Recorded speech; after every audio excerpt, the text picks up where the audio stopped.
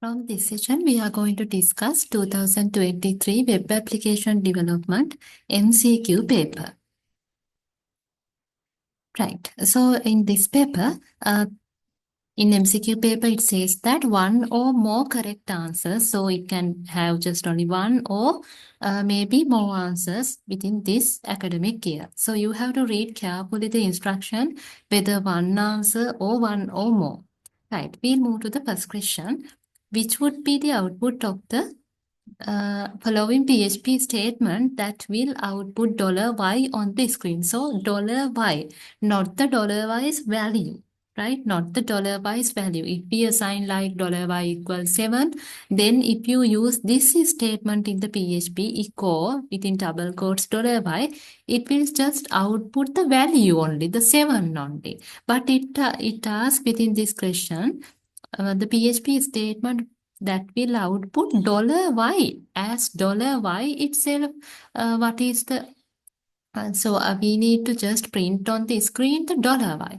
So the answer is B. With this slash and $y, it will, so if you just use this one, it will consider it as a variable and it will give the value only. So, but if you use this with this slash, then it will ignore that as a variable and it will print as it is. Just print the $y as it is. So, question number 1 answer is B. Question number 2, which of the following functions can be used to create constant in PHP? So to create a constant, we use in PHP inbuilt-in function called define. Constants are values that is not going to change. That is fixed values, not going to change. So variables are values that is going to be changed. So in PHP, we assign variables like dollar and the variable name just like this, right? But if it is a constant, it is not changing value, then you can use the function called define to denote those constants. Question number 3, what is the functionality of MySQLi query function? MySQLi query function. So in PHP, when we are writing SQL command, it will not run automatically. You have to ask to execute the SQL statement. So in that case, we are using this query function. So this purpose is command PHP to execute the SQL statement. Not just writing query will not work. You have to ask to execute it. So answer is question number 3. Answer is B. Question number 4. Write what will be the output of the following PHP script. It asks about the output of the PHP script. So here there is a variable called $a and 5 and it asks to echo minus $a. So this is prefix operator. Minus means just like deducting 1. Deducting 1. So once you subtract 1 from the value, it comes as 4, right? Minus, say, it is just like deducting 1. And in the next line, once again, minus, it is also deducting 1, subtracting 1, but it will do after the end of the line. Actually, operation happens, but it will apply after the end of the line. After the end of the line, the operation will apply. But it will deduct, but it will not visible within this line itself. That is we call postfix operation. So that is the difference between this prefix and the postfix. So the postfix operation, this minus will do the operation, but at the end, once the line comes to next line, then it will be applied. So here it is for as it is, but that operation will apply from the end of the line. When it just come to the next line, it becomes tree. It already became tree, but it will not visible within the same line, right? So already that operation will apply, but after the end of the line. So from here, how it will be going to display 3. because that was applied in the previous line, but at the end of the line. So because of that, within here it will just shows as 4, but after that it will comes to 3, not because of any operation that I included within this line. It is just only $A. No, the operation I applied here, but it will be visible in the next line. So because of that, here it will display 3.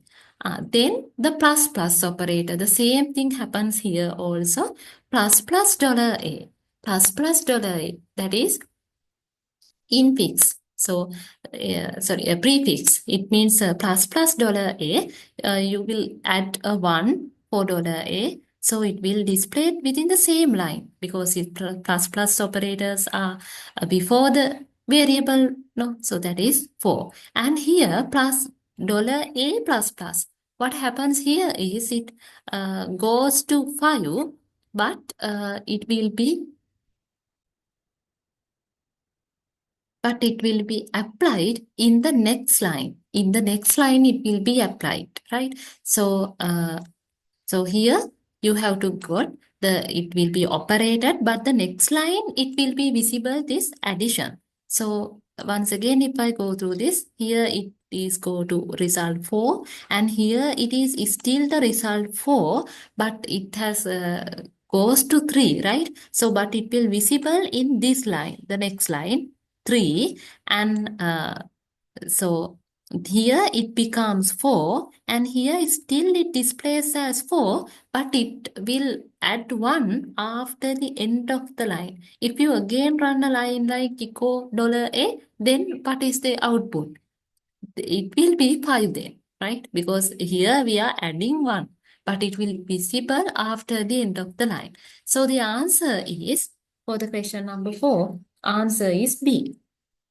B.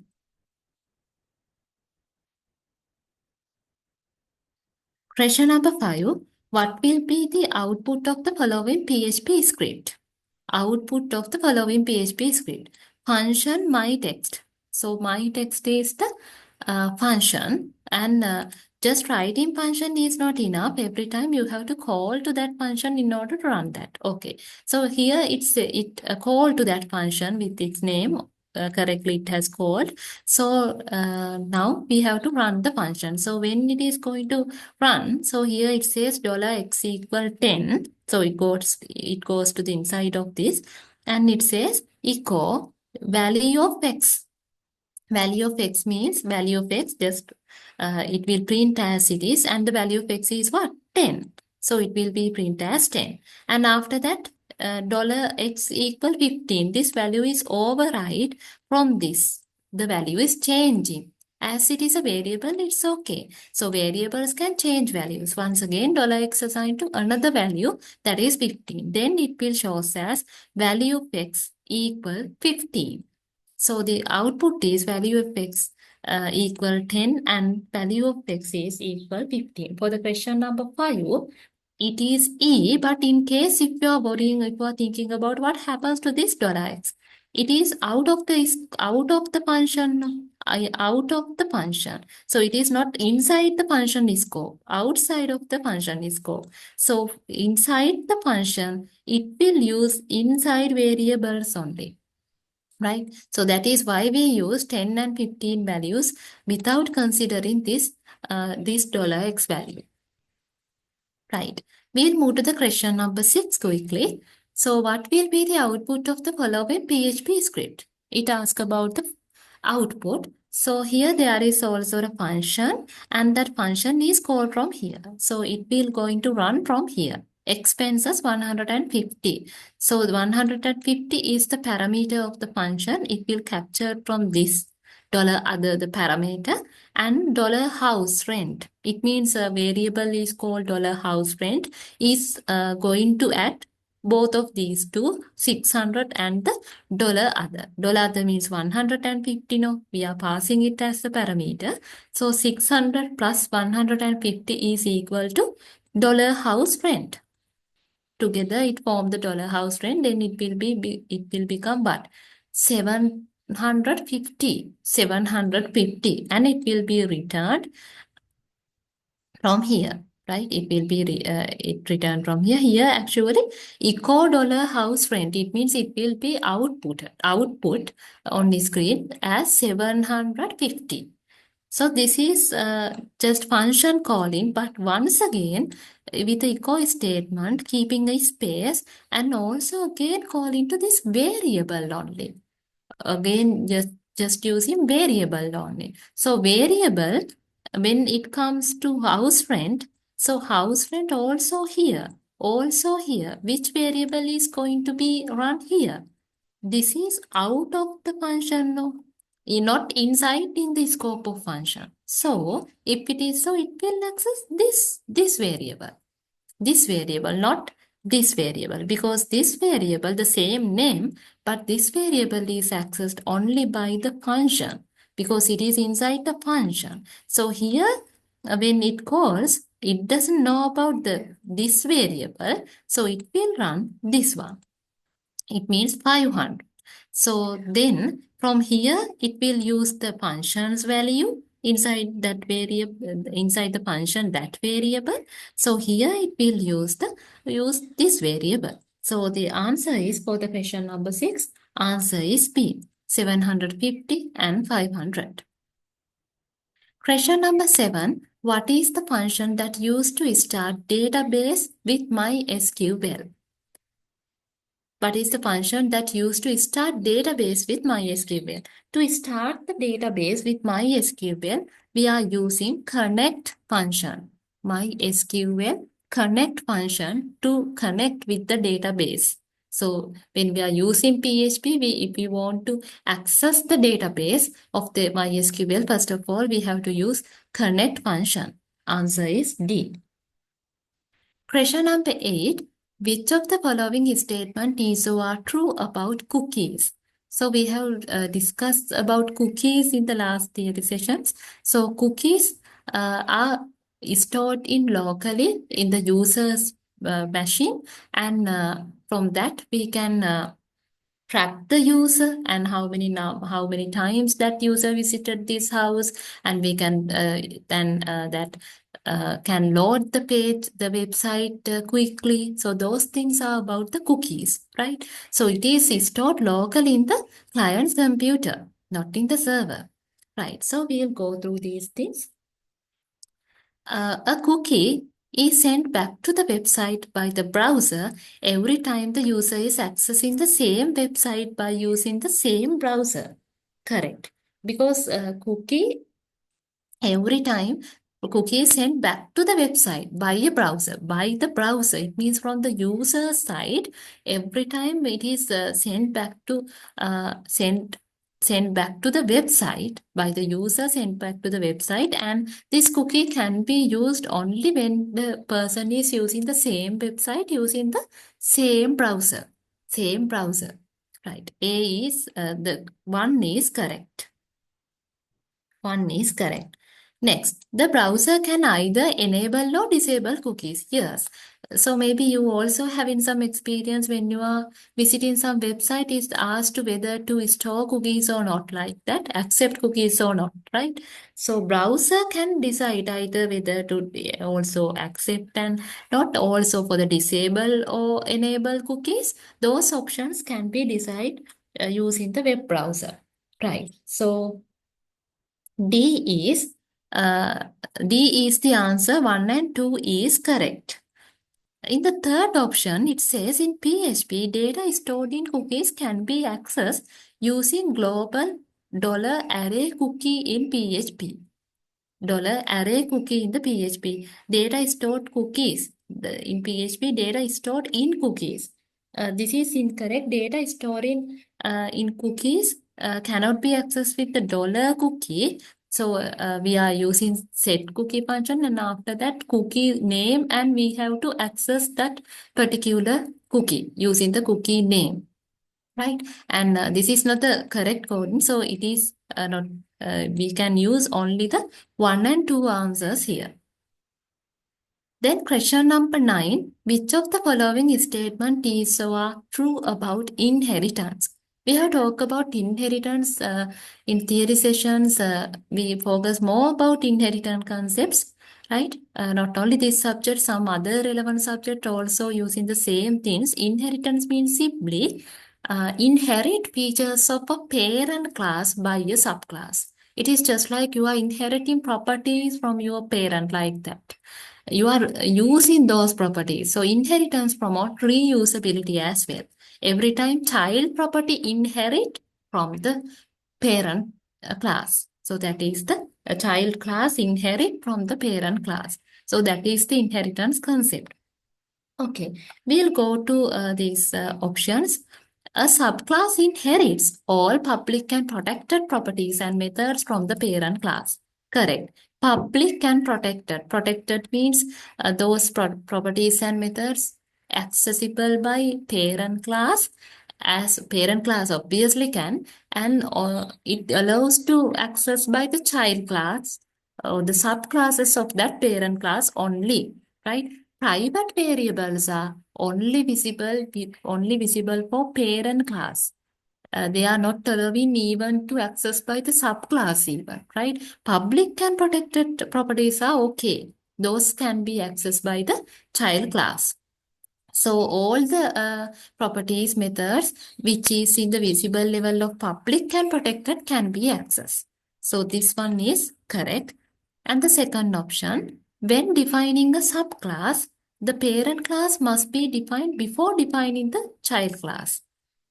When defining a subclass, yes, of course, parent class we have to define before defining the child class, because you are going to inherit the attributes and inherit the properties and the methods from the parent class. So, to use this inheritance concept, you have to first declare the parent class, then declare the child class, and after that you can inherit relevant properties from the parent class. For that, you have to declare parent class first.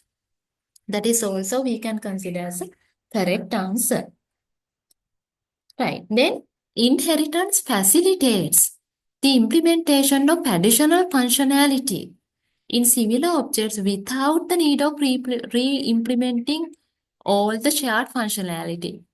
True, because inheritance is that is the importance or the uh, that is the usage of the inheritance actually. Inheritance facilitates the implementation of additional functionality. If we want to add some additional functionality to that same objects without need of re-implementing or re-implementing all the shared functionality. We don't need to re-implement all the shared functionality. We can reuse proper parent class properties and the methods if we need. We can reuse just without again coding those things. We can just reuse those things, plus we can have some other additional functionality to that specific subclass. That is also allowable. So all the options 1, 2, 3 are correct. So the answer is E. Question number 10. Which git command removes untracked files from the working directory? So if we want to just remove the untracked files from the git version control system, so we can use the git clean. So we also saying clean the git, cleaning the git. So untracked files. So if you are not using if there are unused files, not those things, you can just clean those files using this git clean command, just like a clean command. Question number 11. What happens when you provide command git checkout master? Git is a version control system that can use to together project development. As a team, if you are going to develop a project, you can use git, right? So then you can use it as a team. For the teamwork, it is perfect for git, because if you are developing project with a team, if you're developing one part in your local machine and it is not going to be a work, you can't communicate each other easily. So git facilitate for this, so every one of you can work together there, and all of you can push your work to the git repository. and the main branch. So there are branches. The main branch is called as master.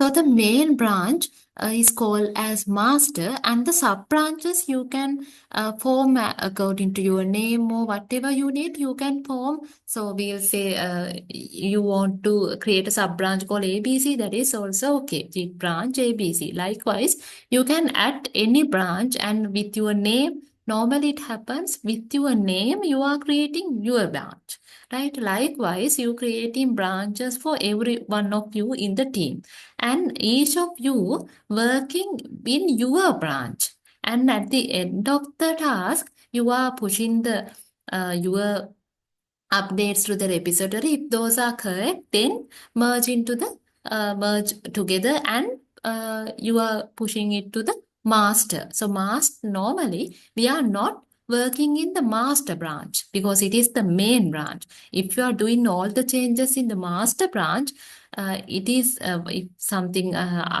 if something errors occurs, and also it is not allowable. Normally the team, or the team, one of them working in their own branch. After that, it pushed to the master branch after it merging. So that is the process of GIT. So git checkout master. This command is if sometimes we want to access the master as a master, as the main person. So if you want to do some changes in the master ownership, right? It means in the main branch. So you have to check out. You have to switch your branch to master. So to switch to the master branch, we use git checkout master. We'll call, you have a branch called ABC. So the command to switch to there, you use git checkout ABC. Right? Checkout means switching to another branch. So question number 11, answer is switch to the master branch. We use git checkout master. Question number 12. Which of the following functions return the count of characters in a string variable? Count of characters in a string variable. So count of the characters of the string variable, there is an inbuilt in PHP function, that is strlen. strlen. So from this, it will count it characters, including spaces and symbols, everything. Right. Question number 13. What symbols does JavaScript use instead of equal, double equal, and the not equal and equal marks? So in JavaScript, it uses triple equal marks, and also this mark, the not mark, and the double equal. So normally JavaScript uses triple equals because it checks both the data type and as well as the data size as well. Data type and the data type and also the value as well. Value and the data type as well. Not just only the value, the both are checking. Not just only the value, the both are checking. For example, if we say 10, in the string manner, there can be a 10, and also this 10 is a integer manner. So both will be checking here, and we are using not double equal, but triple equal marks. So question number 13, answer is C.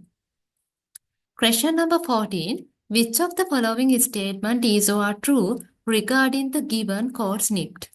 So what are the true things about this given code snippet? So it is create table student, right? Just a simple SQL query to create a table called student. And the student name and the student ID, there are two fields. And this student name field is char, data type, and 30 length. And the student ID is int. If it is int data type, not necessary to mention the data size. Still it is works. Still it works. But if you it is better to use data size. Even without data size, this will not generate any error. But for the other data types, mentioning size is must. Right. So we'll go through this question number 14.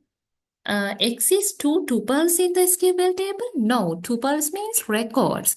We can't say within this code snip, we can't say this is just only creating the table. So it is not even inserting, or we can't say maybe there are no any tuples yet, no any records yet. We don't know actually. Tuples means number of records. So this cannot be decided with this create statement. B. Question number 14, B. Exit two attributes in the SQL table. Yeah, that is correct. Two attributes. Attributes are fields. Student name and student ID. Yeah, there are two attributes or the two fields. This B answer is correct. And exit 30 attributes? No. 30 attributes, are there 30 attributes? No, just two attributes. 30 is the data size. And STU name is an integer data type. STU name is an integer. No, it is, what is the data type? Char data type. Char data type. And the last one, name of the table is student. Yes, table name is student. That is correct. So for the question number 14, correct answers are B and E options. We'll move to question number 15. Which of the following is so are correct regarding HTTP GET request?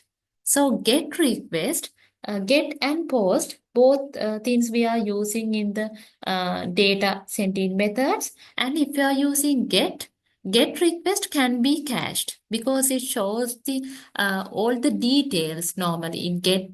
When you are using GET in the forms as well, so normally we are not advised to use GET in the forms because within the URL all the data is shown. If you can remember our practical session, so the data is shown in the URL if you are using GET, right? So it is not much secure, but in order to capture the data, that is, it means if you want to cache some data, so in purpose that GET request are beneficial. So B is correct in question number 15. And also GET request have is length restrictions. Yes, not like POST. POST have POST have not length restrictions, but GET have limitations. It has limited the length. So there are some restrictions in length in GET. So answers are B and E. So to other things, GET request are used to request and modify data? No. In order to modify data, are we using GET? No. And cannot be bookmark? No. Can be bookmark. Because as those things are visible in the URL also, it must be can be bookmark. And GET request are mainly used to handle sensitive data? Never.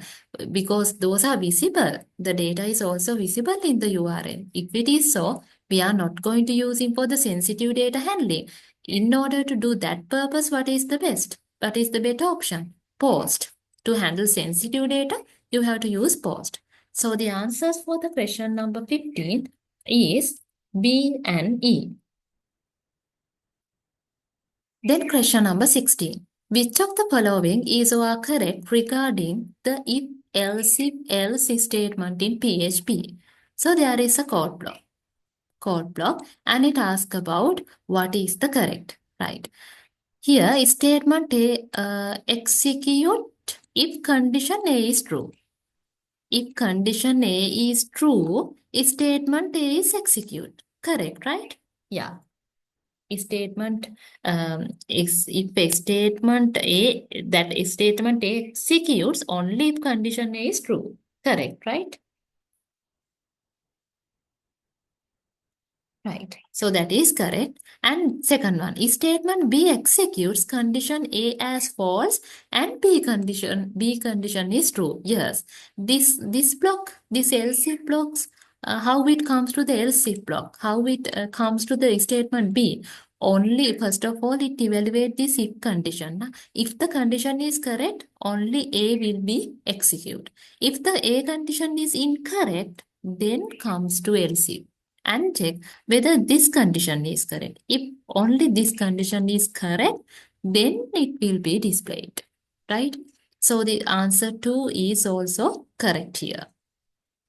So also to come in order to this segment, this A condition also must be false. Otherwise, it will not come to the else if block. No? Only if this is false, then comes to here. Only if this is false, then comes to here. If this is met, then it will stop from there. Right. Third option is statement C execute irrespective of correctness of condition A and B.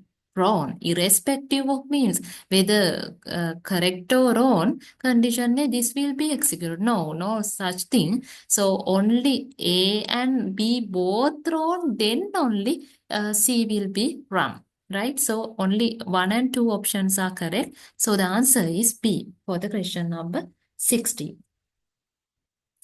Question number 17. What will be the output of the following PHP code?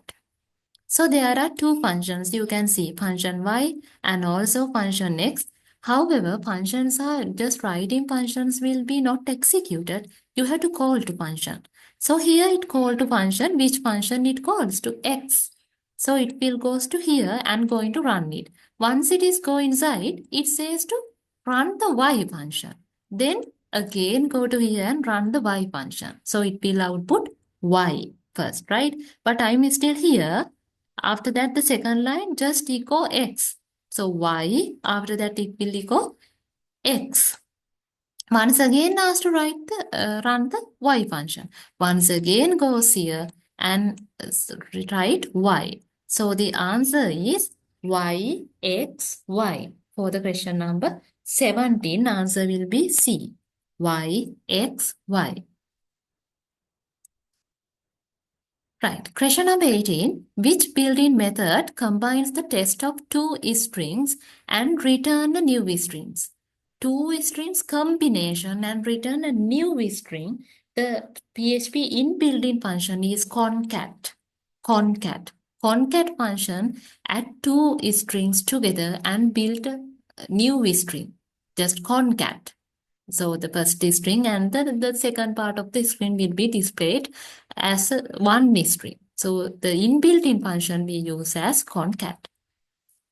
Question number 19. Which of the following is or are not possible to display the output using JavaScript? Not possible to display.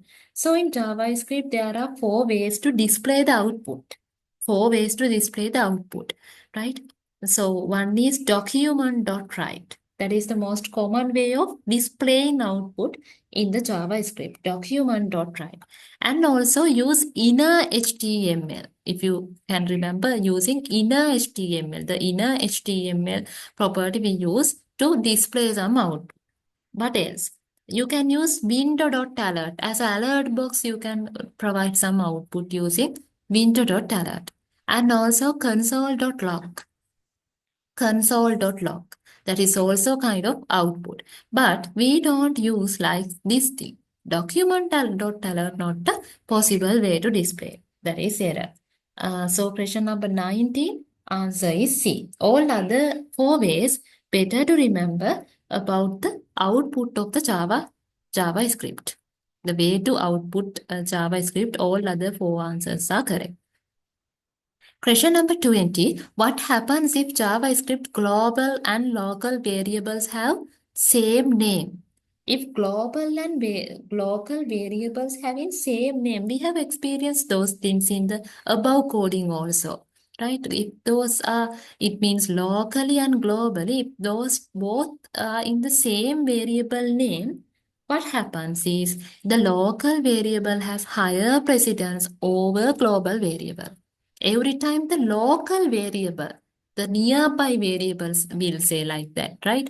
The locally variable every time have the higher precedence over the global variable. Global variables, right? Local variables every time having higher precedence, higher priority than the global variables. So C is the correct answer. Then what is so are the possible scope definitions that can be used in JavaScript variable declarations? Possible scope definitions. So within the JavaScript, the possible scope definitions are you can use the global scope, scope to use throughout the pages, global scope. and also the local scope inside the locally within that page itself like that, and also the function scope inside function only, function scope. There are three scopes actually: global scope across the pages, local scope within that page, and the function scope inside that particular function only. So answers are A, B, and D. Question number 22. What would be the output of the following JavaScript code when it is executed? JavaScript code. So there is called let. Let means a variable declaration. JavaScript use let or var. So let is the modern way of declaring JavaScript variable. In older way, we are using some old way also like var str, var I. That is also acceptable. Right. So let str, let I. So I is from the 0 and str is just only empty thing. It means just blank. And there is a loop, iteration code. Again and again, repetitively it will run. That is why we use while. I less than 8 means from 0 to less than 8 means from 0 to 7. It will run one by one incremental 0, 1, 2, 3 like that until 7 na? Because it is less than to 8 no? There is no equal mark, so you can't get the 8. And once you are running, every time you have to use I into 7. str equal str plus equal means str equal str plus I into 7. This is shorthand method of writing str plus equal. Plus equals means actually str equal str plus and the variable, right? So this is how we write in shorthand method. Okay. So I has to multiple from 7 and keep a space and again print until it is less than to 7. So it means first one 0 into 7 is 0, right? 0 then increment by 1. It means 1. 1 into 7 means 7. Then once again add in another 7. 14, 21. Likewise, 7 by 7, it will be added. Until what? Until it moves to 7 into 7. Because this variable, until it is 7, it goes to iterate. Until 7. So the answer is D. 0 to, because we know 7 into 7 is 49 now. 0 to 49. Question number 22, answer is D. Question number 23, which attribute can be used to extend the lifetime of a cookie? If we want to extend the lifetime of the cookie, we use inbuilt-in function called maxage. Maxage in the PHP. We have described it in the theory session. Maxage, cookie. Cookie is life extended. Then the duration, the lifetime extended. Right. The question number 24, select the most appropriate scenarios where authentication should be applied. Select the most appropriate scenarios where authentication should be applied.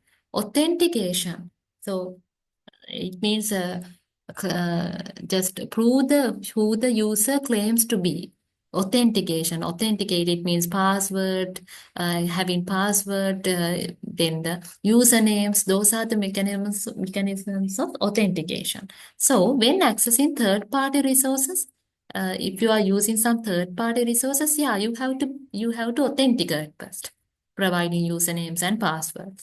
When the user's access level or use privilege level changes, yes. If your level is changes, your privileges are changed, once again, maybe you have to log again with the credentials, authenticating. When accessing cryptographic storage, of course, you have to use some authentication mechanisms. So all these things are comes to applying scenarios for authentication. All these things correct. So for the question number 24, answer is E. We'll move to the last question. Select the most viable approach to secure a web server. to secure a web server, but most viable, most suitable approaches that we can get. Use a firewall on the server at the ingress point. Yes, of course, we can use a firewall to secure our web server. Hardening the operating system, if you are using some security mechanisms and those features to add to the operating system, yes, that is also correct. Third one, disable and uninstall unnecessary services available in the server. Yes. So if you are not using some services, unnecessary services, so better to uninstall those things and protect the web server from unnecessary threats. So that is also correct. So all are okay. So answer is E for the 25th question. Right, we have done 2023 Web Application Development MCQ paper.